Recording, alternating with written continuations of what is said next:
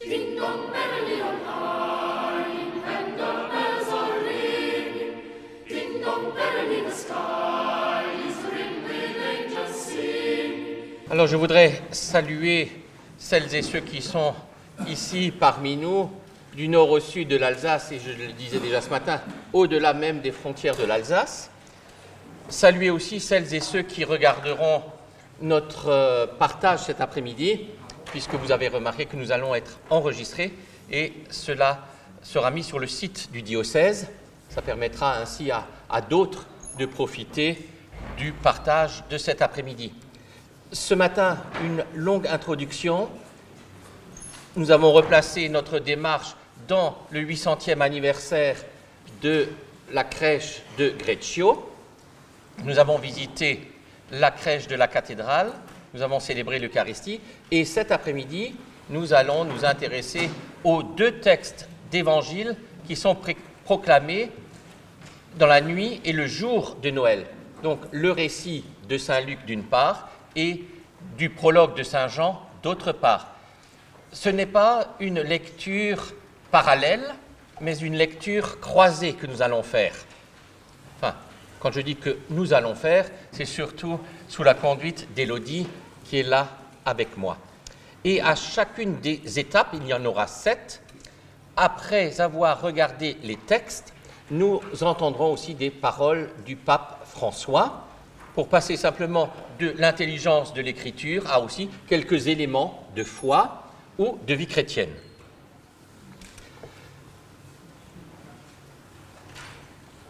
Je pense que le christianisme apporte 3 éléments fondamentaux à la vie humaine. Je les ai déjà évoqués ce matin, je les rappelle maintenant. Un Dieu qui se fait homme. Et avec François Varillon, nous pouvons aller un peu plus loin en disant « plus nous devenons humains les uns avec les autres, plus nous sommes proches du cœur de Dieu. » Si Dieu se fait homme et si nous assumons notre propre humanité, alors nous sommes dans le cœur de Dieu. Je me méfie toujours de ceux qui essayent de faire l'ange. C'est contraire à la nature humaine.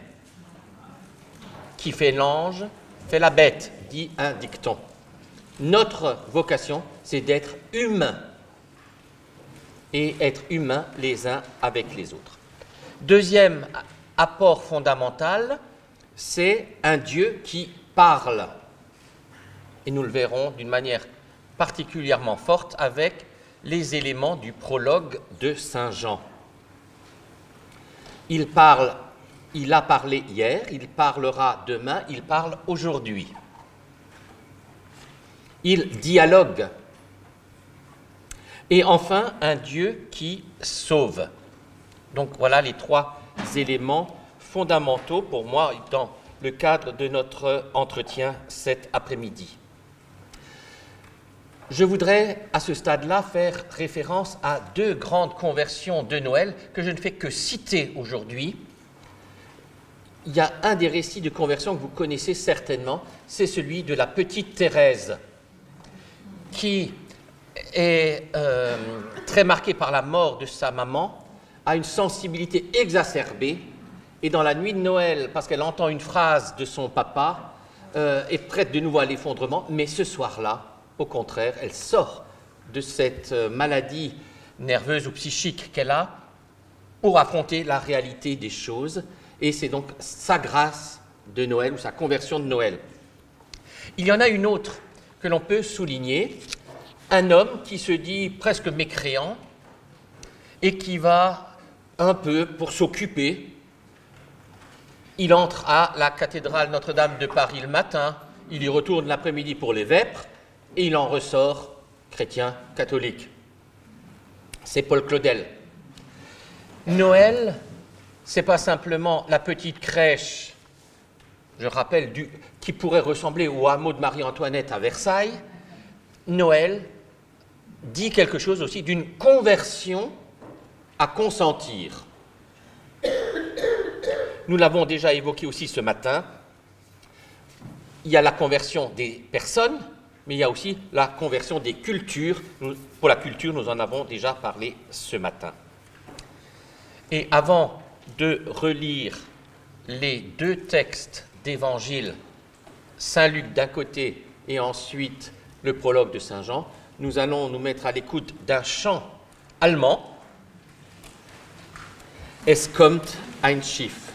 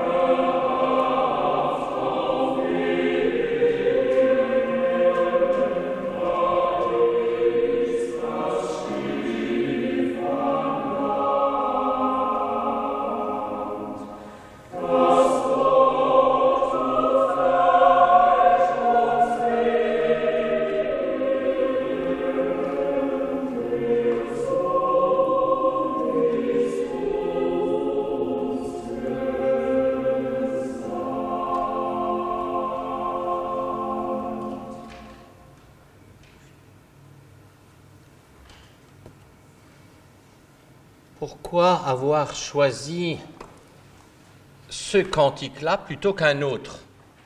Dans la tradition germanique ou anglaise, il y en a plein des cantiques de Noël ou d'avant, un peu moins dans la tradition française. Ici, je l'ai choisi parce que Es kommt ein Schiff, dont vous avez la traduction dans votre livret, Es kommt ein Schiff est le plus ancien chant religieux allemand de Noël. Donc à ce titre-là, je l'ai choisi. Il est composé comme un poème. Chaque strophe fait 4 versets. Et si vous avez été attentif, il s'agit ici de rimes croisées. Premier verset et le troisième correspondent, de même que le deuxième et le dernier. Il s'agit ici d'une allégorie. On nous présente la venue de Jésus comme d'un navire qui accoste au port et navire qui est chargé jusqu'à ras-bord, avec des trésors à partager. Si bien que dans la tradition chrétienne, nous relisons ce poème où nous écoutons ce chant comme un beau chant d'avant dont les paroles nous viennent de Johannes Tauler, un des grands mystiques rhénans, qui est né et mort à Strasbourg. Donc on voit bien aussi là l'apport de l'Alsace, non seulement à la théologie du mystère de l'incarnation, mais aussi à l'histoire de la musique et du chant.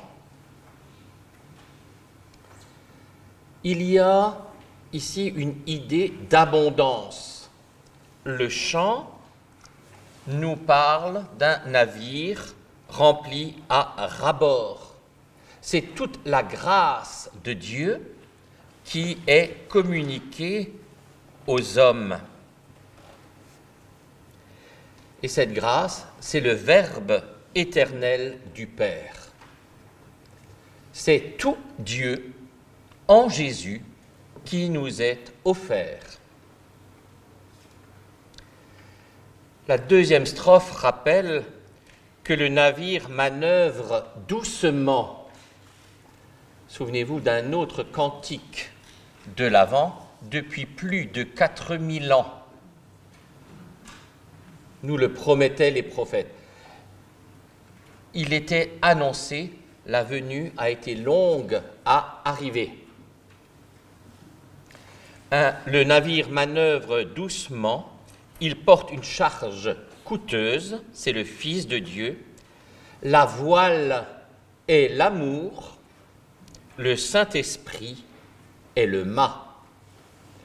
Pour avancer, il nous faut nous aimer les uns les autres, non pas par des paroles et des discours, mais par des actes et en vérité, comme le rappelle saint Jean dans une de ses lettres. La voile est l'amour. L'amour fait avancer. L'amour de Dieu pour l'humanité, l'amour de Dieu pour toute sa création, l'amour de Dieu pour chacun d'entre nous. Alors que nous nous apprêtons à fêter Noël, nous sommes invités à répondre à l'amour par l'amour. Et le dernier verset de cette deuxième strophe nous dit que le mât du bateau qui permet au voile d'être tendu et de se gonfler, le mât, c'est le Saint-Esprit. Et je rappelle ce conseil de vie spirituelle de saint François d'Assise qui disait aux premiers frères et sœurs « Il ne nous faut rien désirer d'autre que d'avoir le Saint-Esprit, l'amour qui réunit le Père et le Fils, qui est communiqué aux êtres humains pour que nous puissions, dans l'amour ou dans la charité les uns avec les autres, avancer et accueillir le Verbe de Dieu. Pour accueillir ce Verbe de Dieu, nous pouvons maintenant nous remettre à l'écoute de deux passages de l'Évangile. D'abord, l'Évangile de saint Luc. De l'Évangile selon Luc. En ces jours-là, parut un édit de l'empereur Auguste ordonnant de recenser toute la terre. Ce premier recensement eut lieu lorsque Quirinus était gouverneur de Syrie. Et tous allaient se faire recenser, chacun dans sa ville d'origine. Joseph, lui aussi, monta de Galilée, depuis la ville de Nazareth, vers la Judée, jusqu'à la ville de David, appelée Bethléem. Il était en effet de la maison et de la lignée de David. Il venait se faire recenser avec Marie, qui lui avait été accordée en mariage et qui était enceinte. Or, pendant qu'ils étaient là, le temps où elle devait enfanter fut accompli. Et elle mit au monde son fils premier-né. Elle l'emmaillota et le coucha dans une mangeoire, car il n'y avait pas de place pour eux dans la salle commune. Dans la même région, il y avait des bergers qui vivaient dehors et passaient la nuit dans les champs pour garder leurs troupeaux. L'ange du Seigneur se présenta devant eux, et la gloire du Seigneur les enveloppa de sa lumière. Ils furent saisis d'une grande crainte. Alors l'ange leur dit : « Ne craignez pas, car voici que je vous annonce une bonne nouvelle, qui sera une grande joie pour tout le peuple. Aujourd'hui, dans la ville de David, vous est né un sauveur qui est le Christ, le Seigneur. Et voici le signe qui vous est donné, vous trouverez un nouveau-né emmailloté et couché dans une mangeoire. » Et soudain, il y eut avec l'ange une troupe céleste innombrable, qui louait Dieu en disant : « Gloire à Dieu au plus haut des cieux, et paix sur la terre aux hommes qu'il aime. » Lorsque les anges eurent quitté les bergers pour le ciel, ceux-ci se disaient entre eux : « Allons jusqu'à Bethléem pour voir ce qui est arrivé, l'événement que le Seigneur nous a fait connaître. » Ils se hâtèrent d'y aller, et ils découvrirent Marie et Joseph avec le nouveau-né couché dans la mangeoire.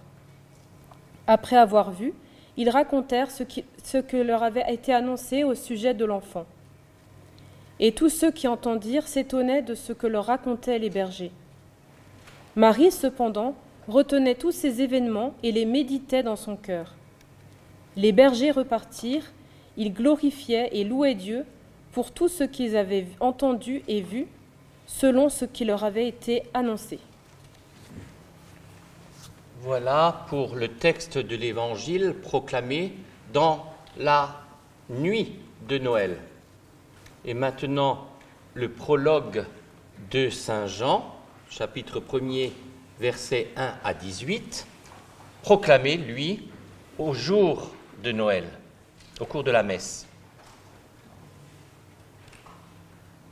Au commencement était le Verbe, et le Verbe était auprès de Dieu, et le Verbe était Dieu. Il était au commencement auprès de Dieu. C'est par lui que tout est venu à l'existence, et rien de ce qui s'est fait ne s'est fait sans lui. En lui était la vie, et la vie était la lumière des hommes. La lumière brille dans les ténèbres, et les ténèbres ne l'ont pas arrêté. Il y eut un homme envoyé par Dieu. Son nom était Jean. Il est venu comme témoin pour rendre témoignage à la lumière, afin que tous croient par lui. Cet homme n'était pas la lumière, mais il était là pour rendre témoignage à la lumière. Le Verbe était la vraie lumière qui éclaire tout homme en venant dans le monde. Il était dans le monde, et le monde était venu par lui à l'existence, mais le monde ne l'a pas reconnu. Il est venu chez lui, et les siens ne l'ont pas reçu, mais à tous ceux qui l'ont reçu, il a donné de pouvoir devenir enfants de Dieu, eux qui croient en son nom. Ils ne sont pas nés du sang, ni d'une volonté charnelle, ni d'une volonté d'homme. Ils sont nés de Dieu. Et le Verbe s'est fait chair, il a habité parmi nous, et nous avons vu sa gloire, la gloire qu'il tient de son Père comme Fils unique, plein de grâce et de vérité. Jean le Baptiste lui rend témoignage en proclamant « C'est de lui que j'ai dit, celui qui vient derrière moi est passé devant moi, car avant moi il était. » Tous, nous avons eu part à sa plénitude, et nous avons reçu grâce après grâce, car la loi fut donnée par Moïse, la grâce et la vérité sont venues par Jésus-Christ. Dieu, personne ne l'a jamais vu. Le Fils unique, lui qui est Dieu, lui qui est né, lui qui est dans le sein du Père, c'est lui qui l'a fait connaître.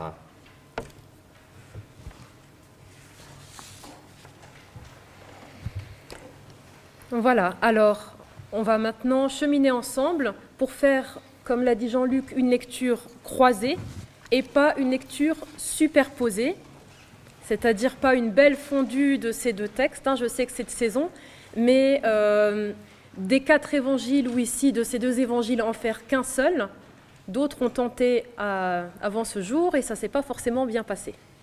Il faut respecter chaque texte, on va y revenir. Donc pas une lecture superposée, fondue, une lecture croisée, et pas non plus une lecture parallèle, c'est-à-dire de droite parallèle qui ne se rejoindraient pas, parce qu'ici, on a quand même 2 textes qui font référence au même événement, au même mystère. Donc une lecture croisée.